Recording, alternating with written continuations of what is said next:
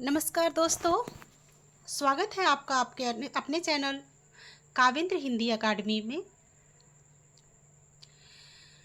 हाँ, इस वीडियो से पहले हम लोगों ने यूनिट 10 का सिलेबस डिस्कशन किया था और जैसा कि मैंने बताया था कि मैं आऊँगी माटी की मूर्तें जो कि रामवृक्ष बेनीपुरी के द्वारा लिखित संस्मरण है उसको लेकर। तो वादे के मुताबिक मैं आ गई माटी के मूर्ति के साथ। तो उसको पढ़ने के पहले एक नज़र हम लोग रामवृक्ष बेनीपुरी जी के जीवन पर डालते हैं और रचनाकार का जीवन परिचय देखते हैं। तो बेनीपुरी जी का जन्म 23 दिसंबर 1899 ईस्वी को बिहार के मुजफ्फरपुर जिले के बेनीपुर गांव में हुआ था। इनका पारिवारिक पृष्ठभूमि यह है कि बचपन में ही माता पिता का निधन हो जाने के कारण ननिहाल में इनका पालन पोषण हुआ। शुरुआती पढ़ाई गांव वो ननिहाल में की और 10वीं तक की शिक्षा भी प्राप्त वो वहीं से किए। बेनीपुरी जी शुक्लोत्तर युग के एक महान रचनाकार और ओजस्वी पत्रकार थे जिन्होंने देश की आज़ादी के लिए लगभग 8 वर्ष जेल में बिताए और 9 सितंबर 1968 को उनका निधन हो गया। अब इनका जो योगदान है वो देखते हैं। इन्होंने युवक जो कि 1929 ईस्वी में जनता, योगी, बालक और तरुण भारत जैसे कई पत्र पत्रिकाओं का सफल संपादन किया। इनकी प्रमुख रचनाएं इस प्रकार है। रेखा चित्र वो संस्मरण जो है वो है माटी की मूर्तें, लाल तारा, रजिया, जंजीरें और दीवारें। इसी रजिया को बाद में माटी की मूर्तें में जोड़ा गया था। इससे पहले रजिया एक इनका स्वतंत्र संस्मरण था जिसको 1953 ईस्वी में माटी के मूर्ते में संग्रहित किया गया। उसके बारे में हम लोग देखेंगे। आज हम लोग विशेष करके रजिया के बारे में ही पढ़ेंगे। आगे देखते हैं। इनका नाटक और उपन्यास जो है वो है अम्बपाली, पतीतों के देश में और नेत्रदान। इन्होंने निबंध भी लिखा है जो कि एक बहुत प्रसिद्ध इनका रचना है गेहूं और गुलाब, जिसका जो विधा है वह निबंध है। विशेषता जो है वे शब्दों के जादूगर और भाषा सम्राट कहे जाते थे जिनकी शैली चित्रात्मक और व्यंग प्रधान थी। तो शब्दों के जादूगर कौन थे? तो रामवृक्ष बेनीपुरी। भाषा सम्राट किसे कहा जाता है? तो रामवृक्ष बेनीपुरी। ये मोस्ट इम्पॉर्टेंट है, इसको आप लोग ध्यान में रखिएगा, नोट्स बनाते जाइएगा।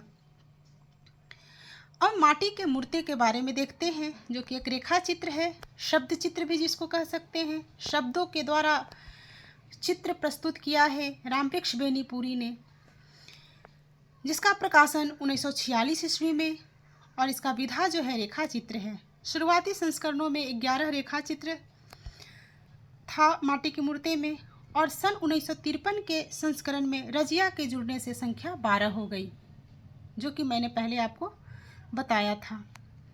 अब हम लोग थोड़ा माटी के मूर्ति में जो भूमिका है उसको देख लेते हैं। माटी की मूर्ति में संकलित सभी रेखा चित्र रामवृक्ष बेनीपुरी ने हजारीबाग सेंट्रल जेल में रहते हुए लिखे हैं। ये मोस्ट इम्पॉर्टेंट है कि माटी की मूर्ति जो लिखा हुआ है वो रामवृक्ष बेनीपुरी ने कहाँ से लिखा था, कौन से जेल से लिखा था? तो हजारीबाग सेंट्रल जेल में रहते हुए उन्होंने लिखा है। इन रेखा चित्रों में रामवृक्ष बेनीपुरी ने अपने जीवन के उन चुनिंदा लोगों के बारे में लिखा जो उनके अत्यंत प्रिय थे। लगभग हर व्यक्ति के बारे में बताते हुए अपने बचपन में चले जाते हैं रामवृक्ष बेनीपुरी जी। बचपन के दिनों में इन सभी व्यक्तियों के साथ बिताए हुए पलों का सजीव चित्रण करने के साथ साथ उस दौर की सामाजिक, आर्थिक एवं सांस्कृतिक स्थिति भी उनके माध्यम से स्पष्ट करते चलते हैं। इन रेखा चित्रों के माध्यम से हर व्यक्ति के जीवन एवं चरित्र के श्वेत श्याम पक्षों को दिखलाते हुए मानवीय एवं नैतिक पक्षों को अधिक उभारा गया है। रेखा चित्रों में लेखक ने बचपन की स्मृतियों को महत्व दिया है और जवानी एवं आगे के जीवन के साथ उसकी तुलना की है। तो ये हम लोगों ने देखा माटी की मूर्ति की भूमिका, जो एग्जामिनेशन पॉइंट ऑफ व्यू से बहुत इम्पॉर्टेंट हो जाता है। यूजीसी नेट में आजकल एनटीए वालों का ट्रेंड चल गया है कि वो भूमिका से प्रश्न बनाते हैं, तो भूमिका को स्किप नहीं करना है, भूमिका को पढ़ना है। अब हम लोग देखते हैं कि माटी के मूर्ति में जो पात्रों की संख्या है वो कितनी है और कौन कौन से पात्र लगे हैं। तो पात्रों की संख्या कुल 12 है। रजिया, जो कि सबसे पहले रजिया ऊपर में आई है, क्रम देख लेना है क्योंकि क्रम से ही प्रश्न पूछे जाते हैं। बलदेव सिंह, सरजू भैया, मंगर, रूपा की आजी, देव, बाल गोविंद भगत, भौजी, परमेश्वर, बैजू मामा, सुभान खां और बुधिया। इसे आप लोग क्रम से याद कर लेंगे। क्रम का एक शॉर्ट्स मैंने बनाया है, वो जाकर आप देख लेंगे। हालांकि मैं यहाँ भी बता दे रही हूँ, ट्रिक जो कि क्रम से याद कर सकते हैं वो इस प्रकार है कि रब से मांगा रूप, रब से मांगा रूप, देव भौं पर बैजू शुभा बुद्ध। अब देखिए, रब से मांगा रूप, देव भौं पर बैजू शुभा बुद्ध। रब से मतलब र से रजिया, ब से बलदेव, से सरजू भैया, रब से हो गया।